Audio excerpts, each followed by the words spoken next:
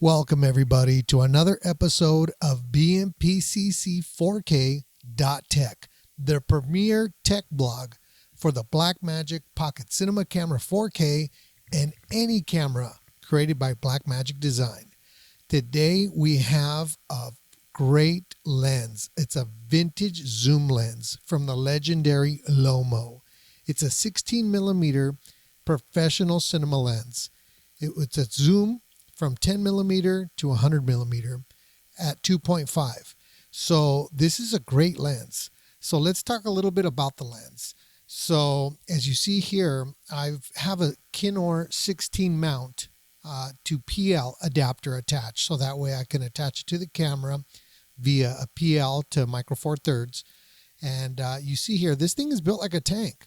I mean, it looks like it's got all solid metal construction. It's got geared. So it's, like I said, this was a professional cinema camera lens, 16mm. And moving along here you see the front. It's got a screw-on cap. I believe the front filter threads are probably about 75 to 76mm. I haven't been able to find a step-up ring for it, but maybe I'll get one made. So moving right along, you see that it'll go from 2.5 to f16. Like I said, this thing is geared. It is built like a tank. This specific lens that I bought, new old stock, so it is never was used. It looks like new condition. Obviously, there's probably a little thing here or there. So here you see the front lens cap and then the PL cap that I got for it. Here you see the markings. I don't know why the photo, it kind of gave it a weird ghosting effect, maybe a reflection on my camera. But there you could see, apparently that's whatever language, acrylic or whatever they say it is. So the markings are all there. And the front, and if you look there at the ring, it's just like little paint chipping off. It's not internal. It's not on glass. It's just a little on the outer ring that secures the front element. The front has a real interesting color to it, as you can see. And on the back, that little thing, it's called, I think it's called a compensator, from what I looked up. And it screws on. And it's supposed to be some sort of filter to help it, maybe with color. I didn't try to use it with, I used it with it, but I didn't try using without it. And there you see the Kinor 16 to PL adapter. And like I said, this is an impressive lens. I mean, just physical, the size of it, you can see that it is a very impressive professional cinema lens. Don't ever think that Lomo or, some of the stuff made, outside of Germany or whatever, or Japan, that, oh, they're inferior. This is cinema quality, professional. This isn't portrait stuff later adapted to cinema. Here you see the front, and it looks like on the inside it suffers from the same thing that many vintage lenses do. You see that there's a little bit of paint loss on the inside, but there's no specs on the inside, so I don't know if it's just kind of whatever. But anyways, it's not in there. So you can see the coating of the glass. It's a beautiful lens. So now let's get into the performance of it. I put out a video, a test footage, and mind you, that footage that I shot, I learned a lot because first of all, I shouldn't have just taken a monopod with me. I should have attached my follow focus because I was kind of zooming and, sometimes the rotation was a bit much. And I think follow focus would have made the zoom a lot more accurate or smoother. And like I said, I used a monopod. Don't ever use a monopod for this type of stuff. If you're just going for static shots, great. But I wanted to zoom in and out and pan and tilt and do all that cool stuff. And the monopod kind of made it a little more challenging. Not impossible, just more challenging. So let's take a look, and I'm going to try to remember what I did. So what you could see here, this is a great shot. It's not terribly sharp. I think this was either at 2.5 or 4.0. The one thing about this lens, wide open, it is a very dreamy shot. Not insanely dreamy like you're in the Milky Way, no. But it is somewhat of a dreamy, softer shot. Unique and character filled, and I'll show you some of that later. But it's got great contrast. It's got great colors. That's the one thing about this Lomo. The colors, I've never seen it like anything like this. I own vintage Zeiss. I own Zeiss Jenas, Zeiss Contact Zeiss. I own the classic Zeiss, Sigmas, Canon FDs, Tacina, Angenu. Yeah, I can't say I own all vintage lenses, but this lens, the color and the contrast that it captured is unlike any other lens I've ever used. So this opening shot here of the video, it just gives you a good, corner to corner, good look. And like I said, I used a variable ND filter on it. That's the only thing that was in front of this lens. And as you can see up on the left hand, where you get that nice, sun glare bokeh, there's no chromatic aberration. Not that I could tell anywhere in this shot. Maybe towards the trees, but it's so far. Unless you're doing still photography and zooming in on a background about 300%, would you be able to notice? But I don't see it to the naked eye. This is another shot. I think this one I probably stopped down to 5.6, and we're looking at the owners of the vehicle. And I love that the depth of field that this captured. So I zoomed in now. That's one thing I need to say is that wide open, zoom from 10 to 20. It's softer. Even if you stop down to 4, 5.6, it's really good. But for some reason, 10 to 20 is very soft. But once you get into 20 plus, man, you're just into, beautiful, beautiful images. And so this is a zoomed in shot, and I love the fact that you could see the bokeh on the front of the car before, so it's in the foreground, and we have the car owners in the background. Sharp. I mean, sharp colors, contrast, saturation. Beautiful, beautiful shot. And, I know somebody made a comment on the test footage that I posted. They're like, there's a lot of chromatic aberration. I believe some shots have it for some reason, and we'll talk about that as I pull up those shots. But here's another zoomed in shot, and this is probably f4. It's beautiful. I mean, this is a beautiful, nicely contrasted. The color's great. Not clinically sharp, but it's sharp. It's a good image. And you see here, so this is a problematic shot, and I don't know if it was the glare, the angle. I think there's some moire on this for whatever reason. This particular grill from a distance, zoomed out, that grill right there, it does get some, I believe it's moire, and a little bit of chromatic aberration, which you kind of see on the edge of the grill. But then there's other parts of the shot. If you look at the bumper, at that kind of like that sun glare bokeh, it doesn't have it. So I'm not sure what's going on, and I do think that maybe the variable ND played a part in it. Because then we have another shot, and you still see that there. What somebody would initially want to say it's chromatic aberration, and maybe it's a mix of both, but then I don't see it anywhere else. On the windshield, you could see those two sun glare bokehs. There, I don't see it. Maybe you could zoom into 300 or 400 to look for it, but to the naked eye, I don't see it. This shot has a lot of contrast, a lot of color, a lot of detail. It's fairly sharp. Remember, this is very cinematic looking. You're not going to find this, I don't believe, in other lenses that I mentioned earlier. Not that I've ever seen. And here's that same grill, but now I've zoomed in even more, and this is probably at 50 mil. And the moire chromatic aberrations, to my naked eye, I don't see it. And it's terribly sharp. If you look there at that little grill emblem, it's beautiful. It's sharp. Like I said, I think the other one was probably the focal range and maybe mixed in a little bit with the angle of the light hitting the variable ND. Because then here we have another shot, and here we have another car grill and another sunspot glaring bokeh, and I don't see chromatic aberration. Like I said, to the naked eye. Maybe somebody's gonna tell me, well, look, I zoomed in at 500 and I seen it. But this is a very great shot. I love this shot too.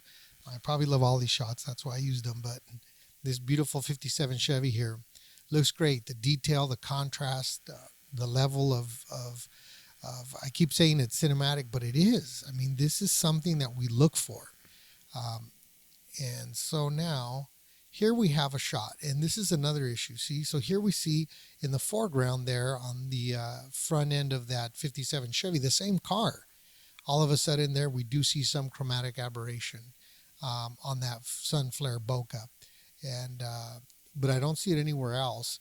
So I think it's just every now and then, maybe the like I said, I don't want to blame the variable ND, but I do think that it probably added to some of that chromatic aberration. And keep in mind, I don't know about you guys, there's a low light test after this, but I don't know about you guys, but when I'm out there shooting in the day, even if it's overcast sometimes, depending how dark it is, but I typically use a ND filter because I'm not shooting at 1.8 or 2.0 or 2.5. I'm usually shooting around 4 or 5.6 on any of my lenses. 2.8 is a stretch because then the focal plane is so razor thin, in my opinion, and that's my experience. So, and here, see, now we're going to contrast that previous shot with this one, because here we see in the foreground we have another sun glare bokeh, and there's no chromatic aberration. And you look in the background, there's some bokeh, and there's no chromatic aberration, and it looks sharp. I mean, I think this might have been 5.6, and it probably was either 50 or 70 millimeter zoomed in, and it looks beautiful. So now we switch it, and in the foreground, there's still no chromatic aberration that I could see, and it's sharp. It's a beautiful, beautiful image. Like I said, there just might be that weird spots every now and then. And here's one zoomed in. I think it's probably 70. I don't think it's at 100. It might be at 100.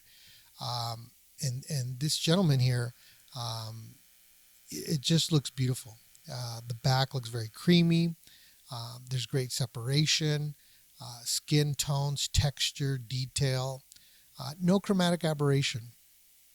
And this is the same shot from the same angle. Now I've zoomed back out probably to 20 or maybe 30. I can't remember, but you don't see chromatic aberration anywhere. You see great detail. You see a pretty good focal depth. So it's probably like a 5.6. So it's not razor thin. There's, the far background, the trees, you'll start to see a little bit of blurring, but that's fine. I mean, this is another great shot. And here's one, and I think this might have been at a, maybe 70 or 100, because I was quite a ways from them. And, I failed to see chromatic aberration, and we see that right there on the front windshield, that sun glare bokeh. I don't see chromatic aberration there. On the white t-shirt, I don't see chromatic aberration of the gentleman that's in the foreground. Great sharpness, great detail, great contrast in color. So now we're going to go into the slipping in the darkness test. And so I have a 160 watt LED light. It's a small camera mounted light.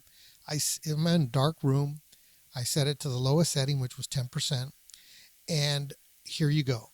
At 10 millimeter, wide open, I wouldn't, like I said, I think it's a soft shot.